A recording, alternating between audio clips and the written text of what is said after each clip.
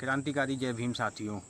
अभी हाल ही में मध्य प्रदेश के गुना शहर में एक दलित परिवार पर बेहद ही निंदनीय कृत्य घटित हुआ है। क्योंकि वो बेहद ही गरीब परिवार था। 4 लाख रुपए का कर्ज लेके गुना के पीजी कॉलेज से सटी हुई ज़मीन पर खेती कर रहा था। इतने में ही एसडीएम के नेतृत्व में पुलिस बल अतिक्रमण हटाने पहुंचते हैं और उनके खेतों पर बुलडोजर चला दी जाती है। जबकि पीड़ित परिवार का कहना है और वो बिलक बिलक के कह रहे थे कि 4 लाख रुपए का कर्ज लेके खेती की है हमने और खेती को पक जाने दो और कट जाने दो, हम स्वतः ही इस ज़मीन पर अपना अधिकार छोड़ देंगे।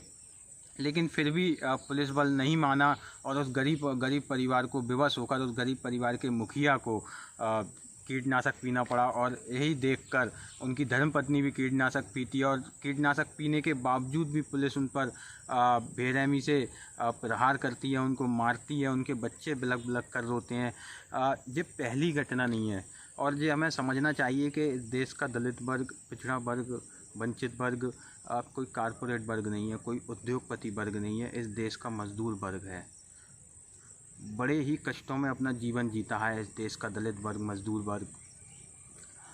और ये बात इस प्रदेश की सरकार को समझना चाहिए। ये वही पुलिस है जो वर्तमान में मुख्यमंत्री हैं। उनके पिछले कार्यकाल में इसी पुलिस ने मंदसौर में किसानों पर गोलियां चलाई थी। ये वही पुलिस है।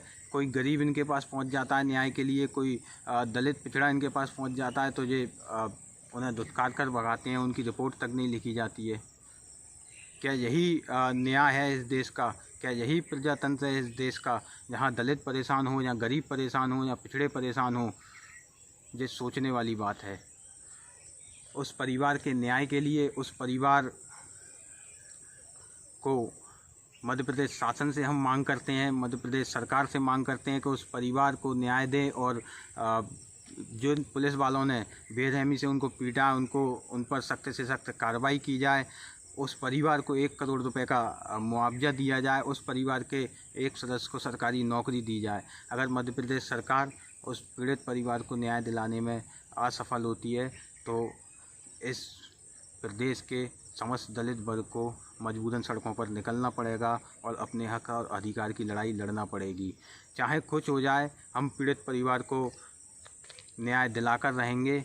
चाहे हमको इस प्रदेश की सड़कों से, इस प्रदेश की विधायिका तक, इस देश की संसद तक लड़ाई लड़ना पड़े। धन्यवाद।